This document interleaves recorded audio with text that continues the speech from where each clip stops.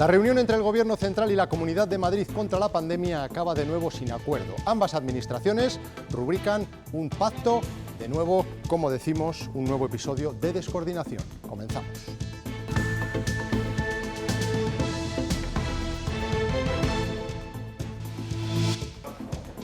El ministro de Sanidad asegura que Madrid está en una situación de transmisión comunitaria y urge a la presidenta Díaz Ayuso a intervenir cuanto antes. De momento, las dos administraciones siguen sin entenderse. De hecho, ofrecen datos de contagios diferentes. Se ha evitado hablar de intervención. Buenas noches. El Ejecutivo Central reitera que no se trata de una batalla ideológica, sino epidemiológica, y pide a la Comunidad de Madrid que se deje ayudar. David Aragonés. Sí, ¿qué tal? Buenas noches. El ministro de Sanidad se ha presentado ante la prensa como un ciudadano preocupado más por la situación que está viviendo Madrid. Asegura ella que la situación no está bajo control y por eso pide a Ayuso que tome más medidas, entre ellas la limitación de la movilidad en la ciudad de Madrid.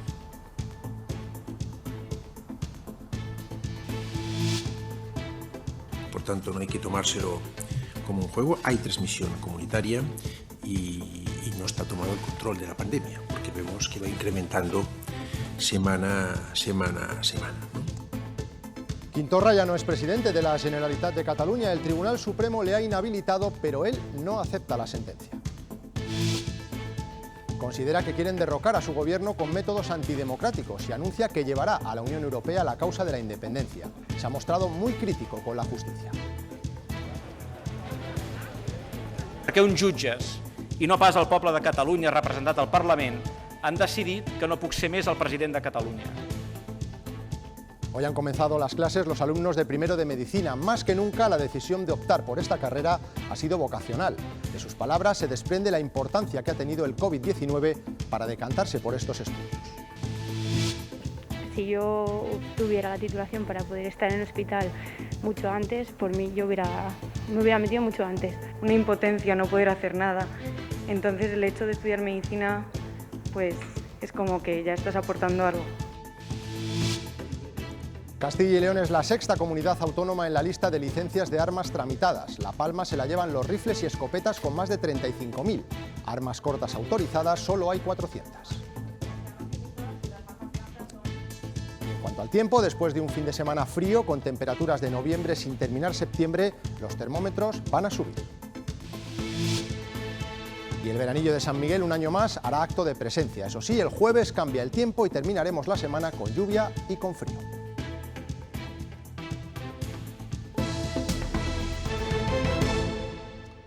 Reunión baldía y de nuevo poco productiva entre la Comunidad de Madrid y el Ministerio de Sanidad. La situación es complicada en la capital de España y las soluciones no van a llegar de modo coordinado. Cada administración da unos datos distintos. Según el Ejecutivo Central, David Aragonés, en Madrid hay transmisión comunitaria. Sí, ¿qué tal? Buenas noches. Digamos que ambas administraciones han elegido los datos que más les interesan. El Ministerio de Sanidad asegura que ha habido 13.500 contagios en el último fin de semana, que serían 2.000 más que el fin de semana anterior, mientras que la Comunidad de Madrid asegura que el 66% de los ingresos se han reducido y en los ingresos en UCI un 11%. A pesar de estas cifras, Salvador Illa insiste que la situación no está bajo control en la Comunidad de Madrid y pide a Ayuso que se deje ayudar. Y no es descartable que haya que tomar más medidas en función de cómo evolucionen las cosas. Y ya vamos tarde y por tanto hay que, hay que actuar con determinación. Pero pedimos a la presidenta de la Comunidad de Madrid que se deje ayudar y que escuche las recomendaciones que hacemos y que vea los datos tal como son, ¿no? En esa reunión también han insistido en que no es una batalla ideológica, sino epidemiológica. Mientras en otras comunidades, como Castilla y León, Andalucía o Castilla-La Mancha, se reclama un criterio común para establecer restricciones o confinamientos. Hoy el vicepresidente de la Junta ha defendido la concordia. Y si tenemos que tomar decisiones donde hay transmisión alta, donde hay más de 500, más de 1.000, donde las tomaremos en todos los sitios. En todos los sitios. Pero dejemos de tirarnos unos a otros La crisis, los muertos a la cabeza.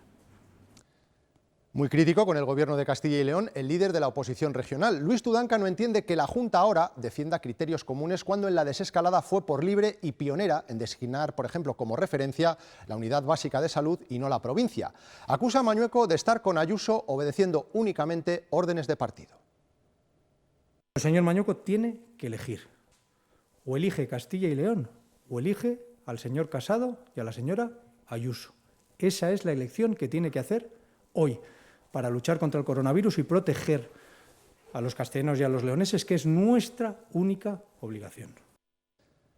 Ahora mismo, si se tuviera en cuenta el requisito de los 500 casos por cada 100.000 habitantes, la única capital de provincia que se cerraría sería Palencia.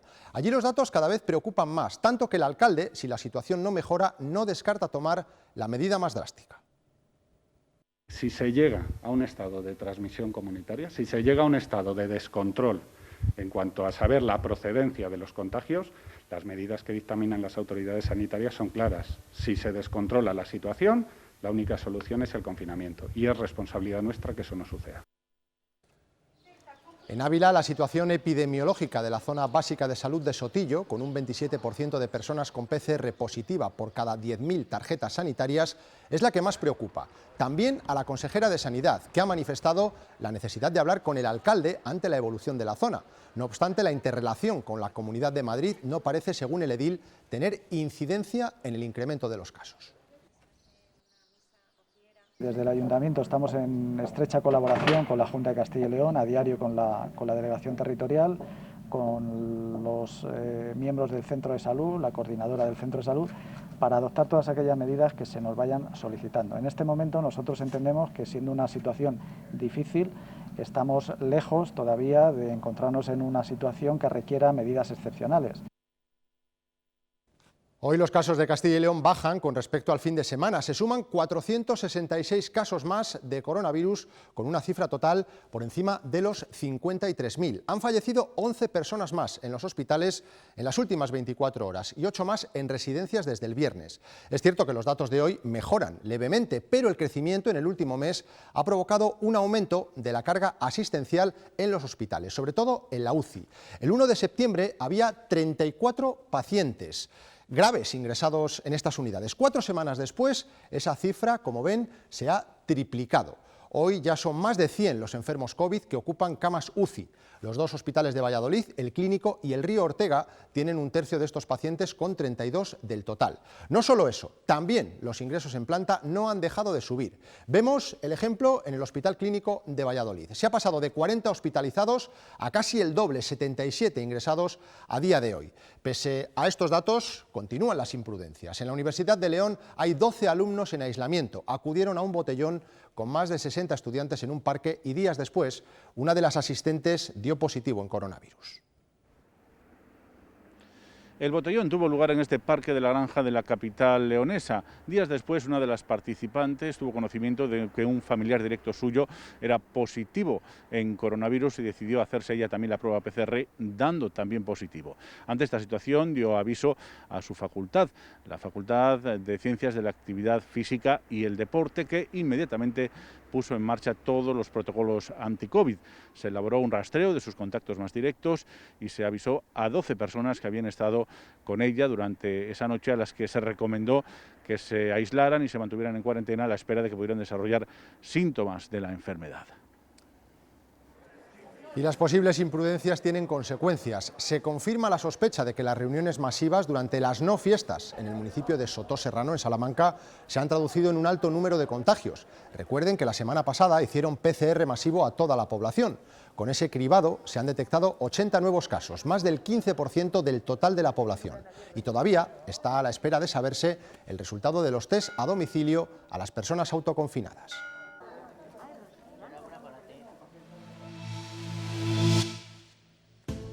Y España sigue rondando los 10.000 casos diarios. Desde el viernes se han sumado 31.785 contagios nuevos. En este mismo periodo se añaden 179 personas que han fallecido a causa del COVID-19. Con una incidencia acumulada de 1.150 casos por 100.000 habitantes, Totana, en Murcia, vuelve a estar confinada. El consejero de Salud, Manuel Villegas, ante la situación delicada del municipio, ha decidido volver a tomar estas medidas. La localidad murciana de Totana vuelve a la fase 1 flexibilizada 2 meses después. En el anterior confinamiento del 20 de julio al 10 de agosto, las medidas resultaron muy eficaces, pero actualmente el municipio registra la cifra más alta de la región. Talavera de la Reina, en Castilla-La Mancha, retrocede a la fase 2 esta medianoche. La medida se adopta con una incidencia de 414 casos por 100.000 habitantes, a pesar de que el Gobierno central aconseja limitaciones con una incidencia superior a 500 positivos. El menor que falleció la semana pasada en el País Vasco no tenía coronavirus. El Departamento de Salud del Gobierno vasco ha informado que se trató de un falso positivo. El niño de 10 años tenía el virus según la primera prueba que se le practicó, pero el resultado fue negativo en las siguientes PCR a las que fue sometido. Quim Torra ya no es presidente de la Generalitat de Cataluña. El Supremo ha rechazado su recurso contra su inhabilitación por un delito de desobediencia y la sentencia se ha hecho efectiva esta misma tarde. Torra ha dejado el cargo con un alegato contra los jueces y el Gobierno central y ha anunciado que llevará su caso a Europa. Es el secretario judicial el que ha trasladado a Quim Torra la sentencia que determina que no puede seguir como presidente de Cataluña. Poco después comparecía acompañado de quienes han formado su gobierno y que pasan a estar en funciones. Ni abandono ni em resigno i encara menys accepto aquesta sentència que vol enderrocar el govern de Catalunya. Dice que no la acepta, pero sí abandona su cargo al confirmar el Supremo 1 año y medio de inhabilitación por desobedecer a la Junta Electoral Central, unos hechos que el propio Torra reconoció en el juicio por no retirar los símbolos independentistas de las sedes oficiales durante la campaña electoral. Perquè uns jutges, i no pas el poble de Catalunya representat al Parlament, han decidit que no puc ser més el president de Catalunya. Asegura que recurrirá a instancias europeas y ha pedido mantener el espíritu del referéndum ilegal del 1 de octubre en las próximas elecciones catalanas. Convendría que Cataluña entrara en otro espacio en el que sean los catalanes los que hablen cuanto antes mejor.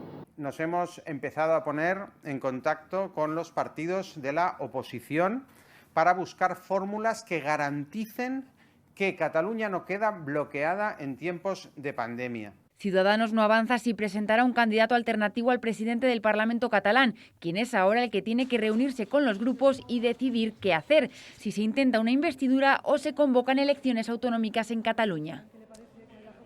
Sigue coleando la polémica de la ausencia del rey en la entrega de despachos a los jueces. Hoy el ministro de Justicia se ha defendido asegurando que pidieron aplazar el acto, pero que Carlos Lesmes, el presidente del Supremo, se negó.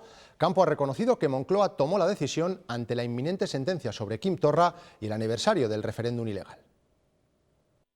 La inminencia de la sentencia, la cercanía del 1 de octubre, o sea que hay una serie que no podemos evitarlo. Entonces, creo que el Gobierno tiene una obligación de velar no ya por la seguridad, que por supuesto la tiene, pero sobre todo por la convivencia. Y por tanto, si ese acto se podía hacer unos días después, que no hubiera esta tensión, ¿por qué vamos a generar una tensión?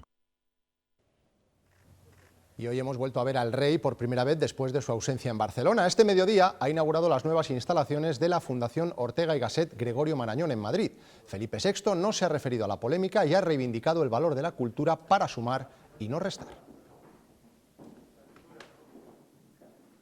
La cultura es, en gran medida, el pulso y el nervio de una nación, y que sin ella no es posible el progreso profundo de una sociedad sin caer en la degradación o en la decadencia. Tras anunciarla a finales de julio, será mañana cuando Vox finalmente registre su moción de censura contra Pedro Sánchez. Inicialmente será el presidente del partido, Santiago Abascal, quien se presente como candidato, aunque no será él quien defienda la moción en el Congreso. El elegido para hacerlo, en principio, es el candidato de Vox en Cataluña.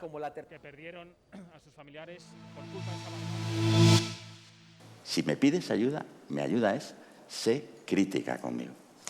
Para mí hay una diferencia muy clara entre ser crítico y ser autocrítico y ser autodestructivo. Es uno de los numerosos desencuentros que han protagonizado Francisco Igea e Inés Arrimadas en los últimos meses. Ambos de Ciudadanos se enfrentaron en las primarias y el bloque ganador, el de Arrimadas, configura ahora la estructura del partido en Castilla y León. Igea queda fuera de cualquier puesto de responsabilidad y Gemma Villarroel asume la coordinación y la portavocía de la formación naranja en la comunidad.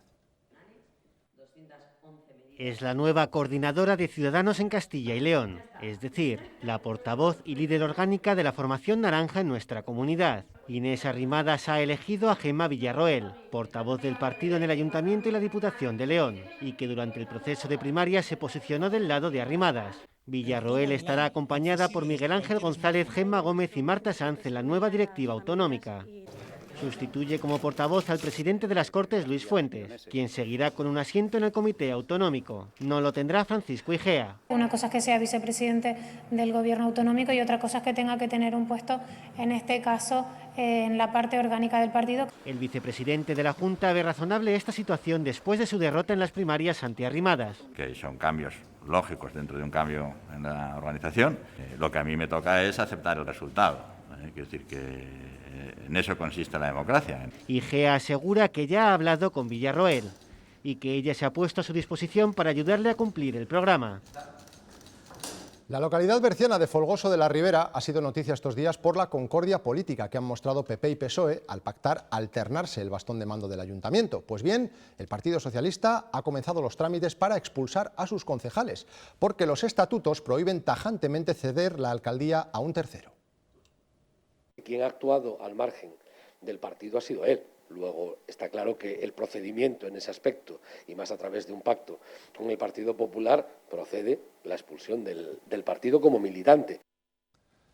A estas horas, patronal y sindicatos siguen reunidos con el Gobierno. No hay todavía acuerdo en la prórroga de los ERTE a 2 días de que finalicen. Para lo que sí hay consenso es para las ayudas a los autónomos. Se van a prorrogar hasta el 31 de enero. El preacuerdo se aprobará mañana en Consejo de Ministros. Además, se ha establecido una prestación para los autónomos de temporada.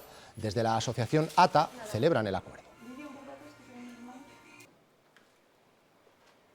Es un acuerdo importante, ha costado trabajo, hemos estado negociando todo el fin de semana, a lo largo de esta mañana, y como digo, vamos a proteger a prácticamente 600.000 autónomos, que era nuestro objetivo.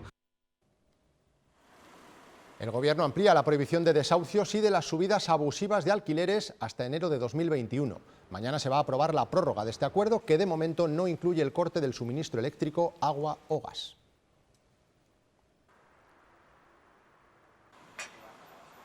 La edad puede ser un factor de riesgo a la hora de ponerse al volante. A pesar de la experiencia, los años suponen pérdida de reflejos y otros problemas.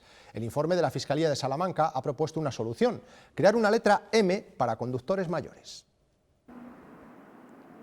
La propuesta del fiscal jefe de Salamanca, que recoge la memoria de la Fiscalía General del Estado, es crear una M para conductores, en este caso seniors, y que funcionaría al igual que la actual L para los conductores noveles. En este caso, esa M la llevarían los conductores de más de 70 años. Y el objetivo es que el resto de las personas que circulan por la vía supieran que se enfrentan a un conductor de esa edad y no lo agobiaran y fueran comprensivos con su posible lentitud o falta de reflejos. Además, la propuesta también establece otras modificaciones, básicamente que a partir de los 70 y hasta los 75 el examen médico para los conductores sea cada 2 años y que a partir de los 75 se tenga que realizar la renovación del carné año a año.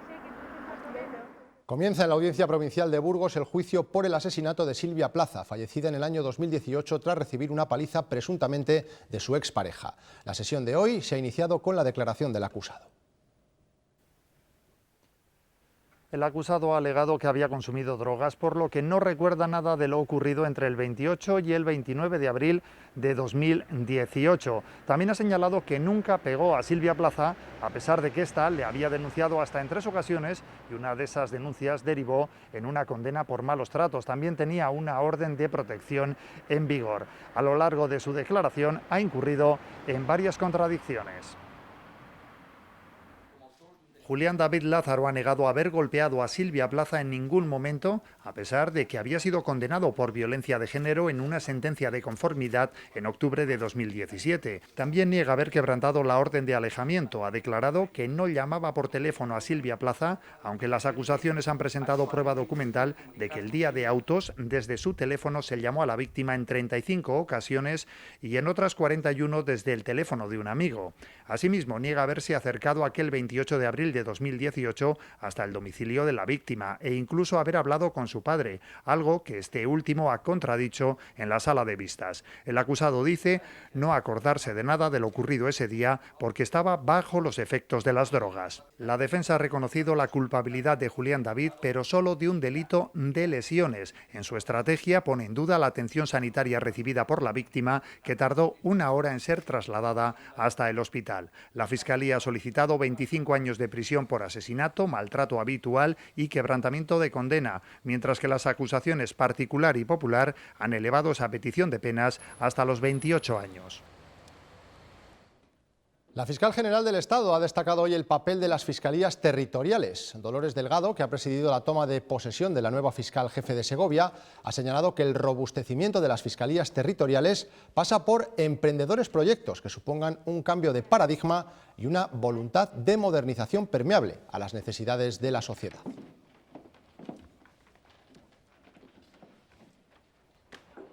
El campo de Castilla y León sigue muy pendiente de cómo se van a repartir los fondos de la PAC. Ha sido uno de los temas que han abordado esta mañana el presidente de la Junta y el ministro de Agricultura. Alfonso Fernández Mañueco le ha ofrecido su colaboración a Luis Planas para evitar, como teme el gobierno regional, que ese reparto perjudique a nuestros agricultores. El ministro, por su parte, ha defendido que el dinero conseguido este año de Europa es superior al de la anterior política agraria común. El acuerdo del 21 de julio creo que fue muy favorable para los intereses de España. Por tanto, tenemos una base presupuestaria, yo creo que suficiente. Entendemos que nuestros agricultores en su bolsillo van a tener menos dinero y eso nos sigue preocupando y tenemos que seguir luchando porque yo creo que la negociación sigue abierta. La presa de Irueña en Salamanca tendrá también un uso como central hidroeléctrica. Su gestión será pública y contará con una potencia de 4.500 kilovatios, lo que permitirá suministrar energía a 5.000 hogares durante un año. Las obras durarán al menos 3 años. La Unión Europea mantiene intensas negociaciones diplomáticas para frenar una guerra abierta entre Armenia y Azerbaiyán que puede desestabilizar de nuevo el Cáucaso. Desde este fin de semana se producen bombardeos y combates en una zona fronteriza que reclaman ambos países. Se trata de una disputa territorial, heredada desde la disolución de la Unión Soviética. Hay que añadir a este enfrentamiento el trasfondo del control por el suministro de gas con Turquía, respaldando a los azaríes, y Rusia a los armenios.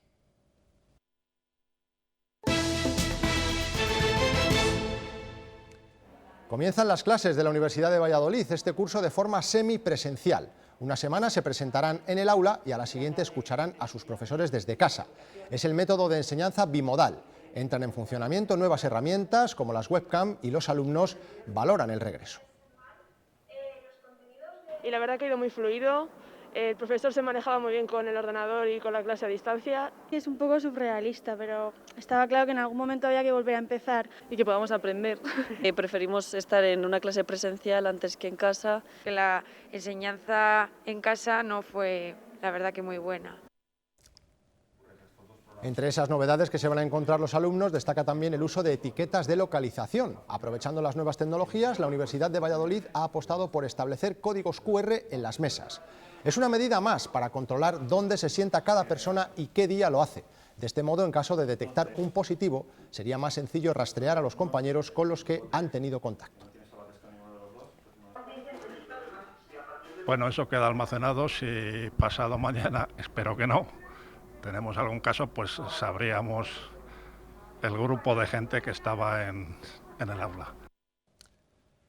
La vocación de los estudiantes que se deciden por la carrera de medicina queda aún más patente en estos tiempos de pandemia. Hoy ha sido un día muy especial para los estudiantes de primero. Las notas de corte han vuelto a subir, pero eso no ha sido obstáculo para los que tenían muy claro lo que querían hacer.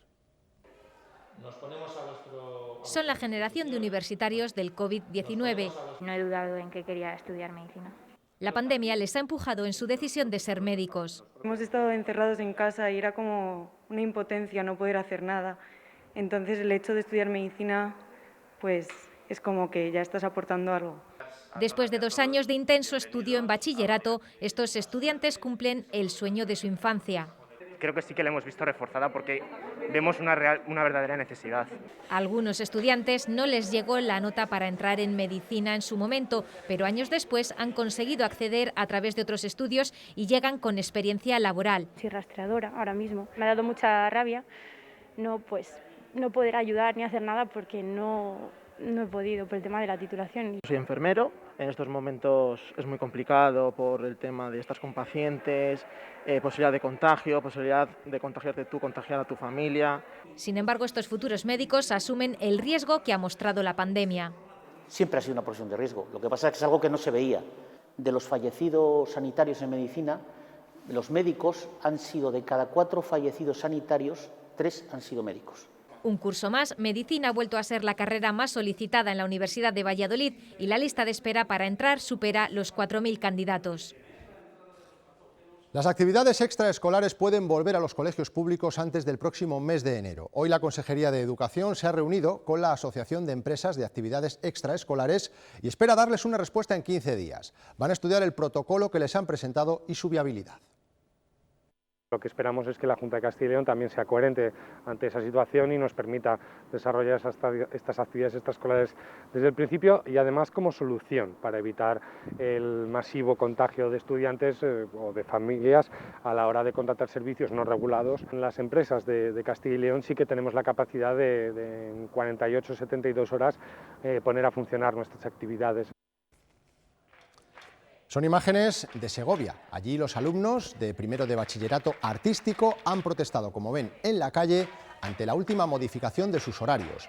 Tan solo podrán ir en turno de tarde. Además, se les ha asignado 2 sedes que consideran que están demasiado lejos para poder trasladarse entre clase y clase. Dicen que o la Dirección Provincial de Educación les da una solución y les devuelven los turnos fijados con la matrícula o no volverán a las aulas. Si yo te doy un arma, tú me lo pagas y te la llevas tal cual y no pasamos por intervención de armas, eso es algo completamente ilegal. El mercado negro de armas de fuego está extendido por todo el mundo. Para la compra-venta a efectos legales es necesario contar con una licencia y la gran mayoría la tienen los cazadores. Castilla y León ocupa la 6ª posición en licencias de armas en España. Hay casi 400 cortas autorizadas y más de 35.000 rifles y escopetas. La posesión de revólveres o pistolas es infrecuente. Solo la encontramos en profesiones como la de escolta o funcionario de prisiones. Hay más de 200 en León, mientras en Segovia, por ejemplo, la Guardia Civil tan solo tiene censada una. Lo abundante son las licencias de rifles y escopetas, justificadas por la caza. Hay casi 10.000 en la provincia de León y más de 5.000 en Salamanca. Vendo bolivic y regalo arma, vendo funda y regalo rifle. Son algunos de los anuncios que se publican en las páginas de compraventa en Internet en Castilla y León. Esa publicidad, armas cortas de fuego y largas rayadas, que son los rifles, está prohibida.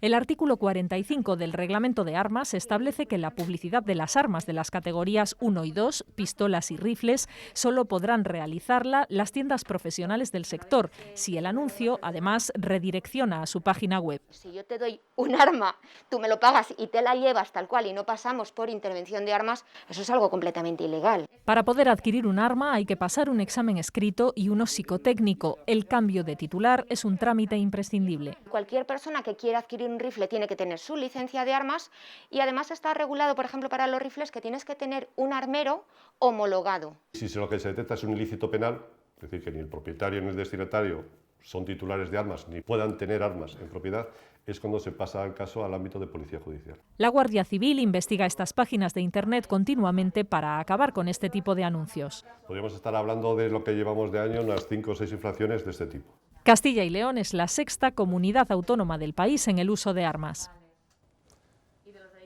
El realizador zamorano Óscar Pedraza atraviesa uno de los momentos más dulces de su carrera. Ha dirigido 4 capítulos de la serie televisiva de moda, Patria, que se ha estrenado este fin de semana. La obra de Fernando Aramburu ha llegado a la pequeña pantalla y el resultado, dicen los críticos, alcanza los niveles del libro. No es una de las caras visibles de la serie, pero Óscar Pedraza tiene mucho que ver con que Patria haya llegado a buen puerto. Director de los últimos 4 capítulos, su vida ha dado un giro de 180 grados. Estoy viviendo un momento vital pues muy bueno. O sea, todo lo que me está viniendo a través de Patria, lo estoy disfrutando muchísimo. Con más de 20 años de experiencia a sus espaldas, la oportunidad de participar en un proyecto así fue algo que no podía dejar pasar. Todos mis compañeros, desde Félix Vizcarret, como Aitor Gabilondo, como todos los actores, cada uno de ellos, me lo han puesto realmente fácil, a pesar de la complicación que tenía este proyecto. Un estreno que llegó entre polémicas y mucha expectación por cómo iba a ser esta adaptación a la pantalla, una presión añadida de la que, nos cuenta, quiso huir desde el primer momento. Si no nos quitábamos esa presión hubiera sido muy difícil llevarla a cabo. A lo largo de 10 capítulos se cuenta uno de los momentos más convulsos de la historia de nuestro país. Un relato en el que se ha cuidado especialmente el escenario y el ambiente en el que se desarrolla la historia. Que ese ambiente fuera un personaje más y que transmitiera sobre todo la estética o el recuerdo emocional que tenemos de aquella época. Pese a los problemas originados por el coronavirus, Patria ya está en las pantallas con el objetivo de atrapar a tantos espectadores como hizo la novela. ¿Quién rezará si se nos quiera? Pues con Patria les dejamos, recordándoles que sigan permanentemente informados en nuestra página web. Adiós. ¡Ayuda! ¡Ayúdame! ¡Ayúdame! La loca quiere saber.